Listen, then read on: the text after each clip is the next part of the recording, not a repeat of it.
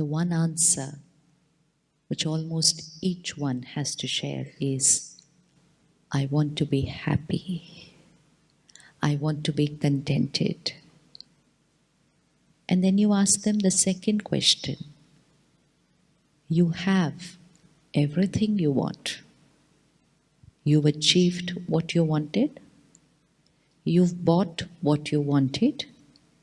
You have family and friends with you. There's nothing more you need. You have more than you had asked for. You have more than what you worked for. Then what is it that you still want? And they will say, yes, I have everything that I wanted. I have everything that I worked hard for. But still, there seems to be something which is missing.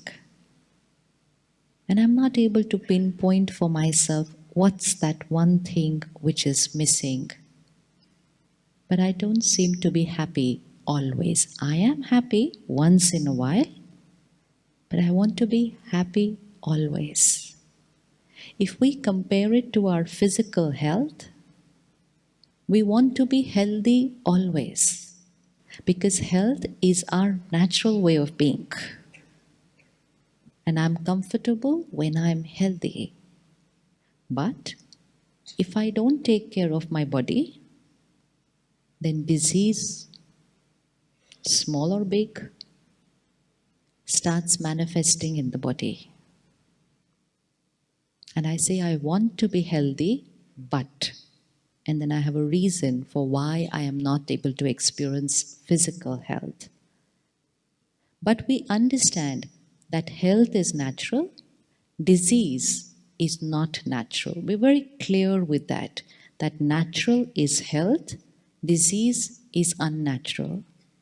But when it comes to the state of the being, the mind, emotions which are not comfortable for us, like fear, anxiety, stress and worry, we've gone and labeled them as natural. And as a collective consciousness all over the world, we have started saying stress is normal. Anger is natural. Some people go to the extent of saying anger is necessary. I need to use anger to get work done. Irritation is a part of life. And when we did this, we have labeled emotions which are uncomfortable, which are actually a disease, an emotional illness. We've gone and labeled them as natural. And when we label it as natural, the world accepts it as natural. And once the world accepts it as natural, we do nothing about it. So I say stress is natural, and the next line I say, but I want happiness. So the first thing that we're going to do today is change our definition of what is natural. Change our definition of what is natural. Do not allow the mind to believe that discomfort is natural. Otherwise, the mind will never work towards a change. Just check and list out 3 disturbing emotions which are a part of your life, because it could be different for each one of us. 3 emotions which do not allow me to experience inner calmness, inner peace, inner stillness. And when you select your 3, just raise your hands that I've chosen my 3. Now just say it to yourself and allow your mind to accept it forever and say, this and this and this is unnatural. For example, irritation, hurt and fear is unnatural. We are going to teach that little child that it has learned something wrong. It's like this is a table and this is the chair. But when I was a kid, I called this the chair and this the table. And no one corrected me.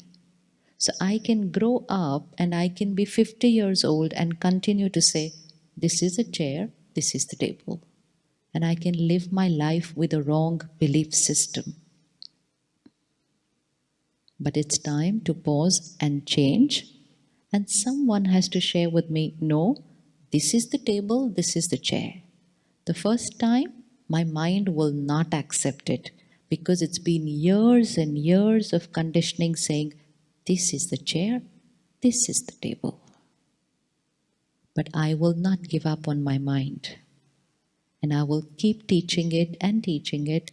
No, doesn't matter what the world has to say. Happiness is natural. Peace is natural. Love is natural. How will I know which one is natural? The one which feels comfortable is natural. The one which does not feel comfortable is unnatural. I may be stressed more than I'm happy, but I'm very clear stress creates discomfort, happiness feels very good. It's very important to change what I have labeled it so that the mind will know, okay, this is right for me and this is not right for me. Like we teach our mind, what is the right diet for me? What is not the right diet for me? What is the right sleeping time for me? What is not the right time for me? Similarly, I need to teach my mind which emotion is right for me, which emotion is not right for me. Once my mind knows it, the journey begins to shift towards happiness. I want to be happy, and yet I create this spectrum of emotions because of the second illusion. And that second illusion is that what I'm feeling here is because what is happening in my life here. What I'm feeling here is because of what is happening in my life here. For example, the weather is a little warm today, so the situation is not perfect for us. Warm weather can make us physically uncomfortable, but warm weather cannot disturb us emotionally. See the difference between the two. But if I start creating a thought, horrible weather, depressive weather, water weather, I'm very unhappy with the weather. When I start creating these thoughts, then I'm unhappy. It's not the weather which causes me to be unhappy. It's my thoughts about the weather which causes me to be unhappy. But when I create those thoughts, I say, I am disturbed because of the weather. And then I'm disturbed because of someone else. And then I'm upset because of this situation. So I live my life in an illusion which says that every thought, every emotion I'm creating is because of something or someone outside. And because people and situations are not perfect, I cannot be happy always. So if the weather is perfect, I'm happy. If the weather is not perfect, I thought it's normal not to be happy. If my spouse is perfect, I am happy. And I believed if my spouse does not behave my way, it's natural to get upset. If everything at work is going perfect, I am happy. But if I put in efforts and it's not going my way, I believed it's natural to get upset. And each time I did this, I was preparing my mind to believe that it is the outside world which creates my feelings. And then started a journey of making the world perfect. Everything in my life should be perfect, because when everything is perfect, then I will be happy. When I buy everything that I want, then I will be happy. When I achieve everything I wanted to do, then I will be happy. So happiness became an energy which we believed was going to flow from outside in. And then we started working very hard to making everything outside perfect. Because my happiness seemed to be there in everything being perfect. Someone this morning said, "Oh, so your topic this evening is happiness?" Said, "Yes." Said, "It's very simple. If you're rich, you're happy." So I said, "Really? So which means happiness is going to be in proportion to how much wealth we have?" Yes. A belief system.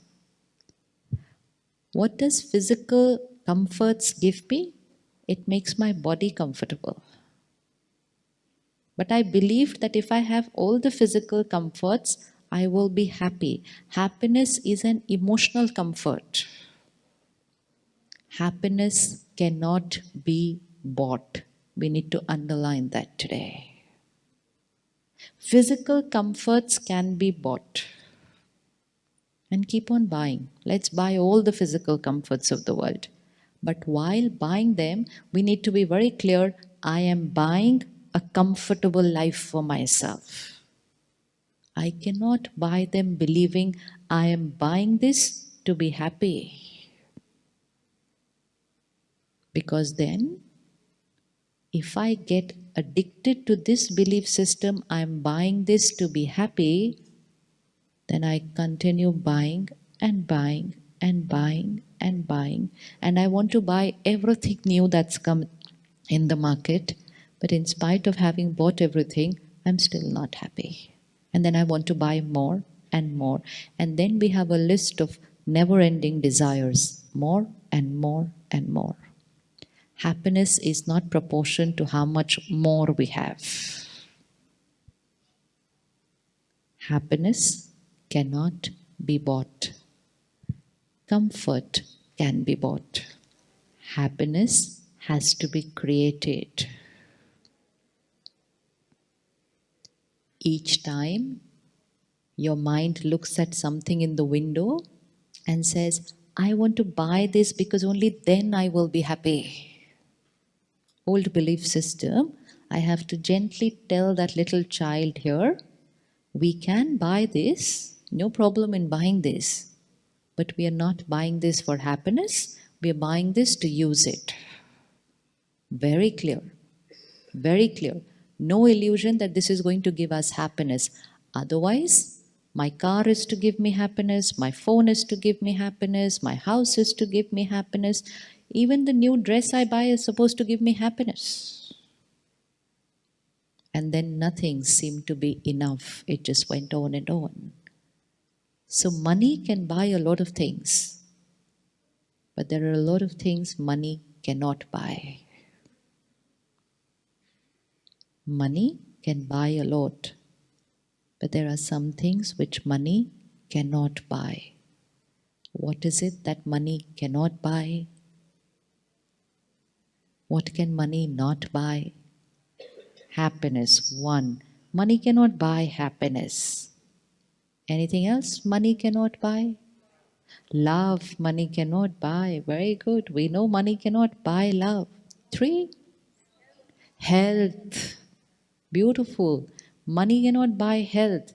Money can buy medical treatment. Money can buy medical treatment, but money cannot buy health. Very good. Anything else money cannot buy? Peace also money cannot buy. Anything else? So now we are very clear. There is a long list. Money can buy all that. But there's another list, money cannot buy that. So there are two parts of my life. Just create a scene of your beautiful house with two gardens. One garden on the front side of the house and one garden on the back side of your house. Many of you would be having gardens on both sides of your house. Now, the front side garden of my house is my achievements, my family, and everything that I have to buy. Very important garden of my life. Very, very important. And I work very hard to take care of this garden. In fact, I'm spending almost 24 hours taking care of this garden. Even my physical health is in this garden, which means everything outside is in my front garden. The garden at the back was this list: peace, love, happiness, everything, garden at the back.